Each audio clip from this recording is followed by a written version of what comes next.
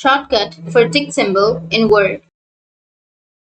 So if you want to add a shortcut for your tick symbol in your Word, then first open up your Word application and you can go with a document, any document that you're comfortable with. And yeah, what you need to do is you just simply go with insert, which is here on the upper left, and then go with symbol and go with more symbols. And under more symbols here, you need to go with font, and under font, you need to go with wingdings. And you need to scroll down to the bottom, and here you will have the tick symbol, right? And if you double click on this, then you will get a tick mark, and here also you will have a tick mark, right? So if you again double click on it, then you will get this kind of tick mark. But it's a very long process, right? So if you want a shortcut, then simply click the tick mark and then go with autocorrect, which is here on the left side. So here you need to enter a name or a text. For example, I'll be writing something like \TICK and then go with add. And once you've added, now you can simply go with OK and close. So to use the shortcut, what you need to do is simply enter the command or the text, which is \/